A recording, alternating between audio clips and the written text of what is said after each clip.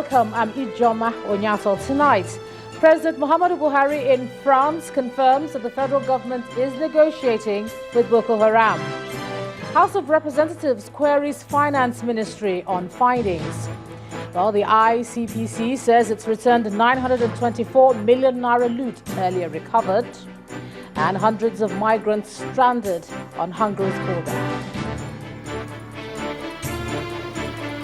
And on business news tonight, Nigeria's interbank market recorded no bids as banks await compliance instructions on Treasury single account implementation. On sports news tonight, Nigeria's women's 4x100 meters relay team win gold at the African Games in Congo, Brazzaville.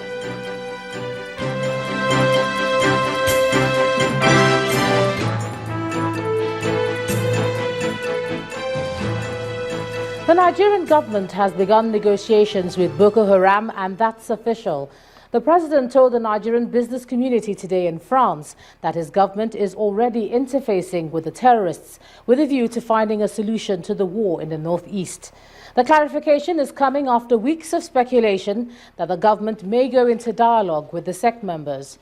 He also used the platform to tell Nigerians in diaspora about developments going on back home. He spoke about the single treasury account and the plans to come up with financial systems management. Recently, the government gave a directive to the military to end the Boko Haram insurgency by December.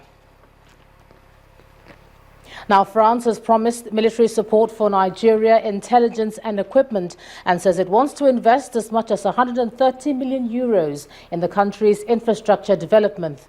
Both Presidents Muhammadu Buhari and François Hollande were at a meeting earlier today, after which they addressed a joint press conference.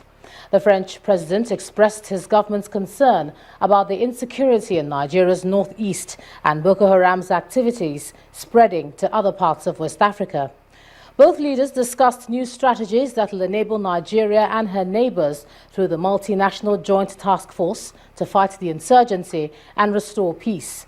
President Hollande recalled that last year, France hosted the regional summit on security in Paris, which brought together presidents of West Africa to determine a strategy for fighting the insurgency. President Buhari thanked his French counterpart for his interest in Nigeria's problems and said that having secured the country's support, he could now go on to secure that of the G7s. The president explained that more than 67% of the Nigerian youths are unemployed, and the government is exploring opportunities in the agriculture and mining sector. In the meantime, there seems to be a renewed zeal in the Nigerian army as the troops prosecuting the war against terror continue to make steady progress against Boko Haram. News from the Director of Army Public Relations, Colonel Sani Usman, says that Nigerian troops advancing in the early hours of today cleared more Boko Haram terrorist camps towards Banki, Kumshe and Bama axis. Eyewitness accounts say the troops rescued dozens of women and children who were held by the Boko Haram terrorists. Colonel Usman also says that the troops were able to clear terrorist camps at Bolongo 1 and 2 and Bola, among others. Recently, President Muhammadu Buhari gave the armed forces up till December to clear Boko Haram from the northeast, and since then significant progress is reported daily by the army. In the meantime, a group of northern leaders have called on the federal government to convene a national conference for the development of the northeast. The chairman of the Northern Reawakening Forum, Mallam Mohammed Kumaila, told a news conference in Abuja today that the northeast has the highest record of underdevelopment, including poverty, illiteracy and unemployment, which past governments allegedly failed to address.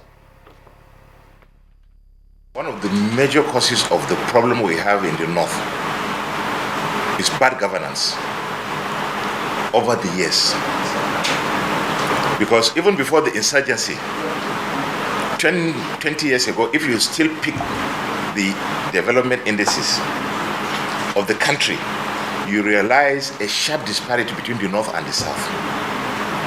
Which means that over the years, there has not been proper planning and execution of policies and programs as they were, as it will affect the North. Over the years, governments have not been using the statistics that are there for them to plan how they are going to run their governments.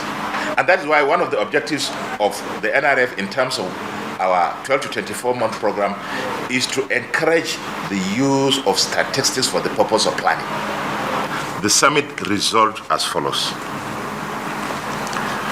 a need for the northern governors to facilitate the development of an economic blueprint for northern Nigeria, a call on the federal government to convene a national conference for the development of the Northeast to put together a short, medium, and long-term vision for the development of the zone.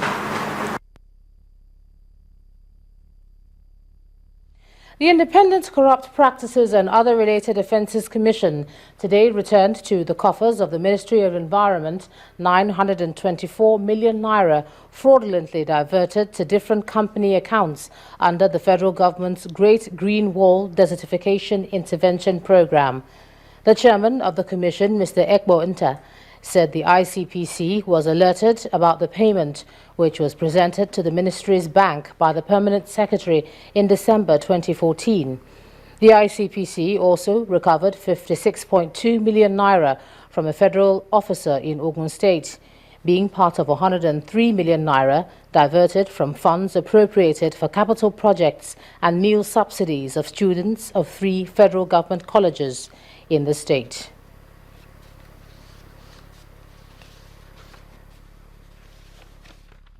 Matters that have been appropriated for on behalf of Well, the PDP, that's the National Working Committee of the People's Democratic Party, is calling on President Muhammadu Buhari to set up a committee to investigate the recent invasion of the Akwa Ibom State Government House in Uyo. Leading other members on a visit to Governor Udom Emmanuel, the acting national chairman of the People's Democratic Party, Chief Uche Secondus, described the incident as unwarranted and a breach of the immunity clause of the 1999 Constitution. Chief Secondus alleged that the invasion is an attempt by the ruling party to intimidate the people of Akwa Ibom State. He's also calling on the DSS to apologize to the people of the state.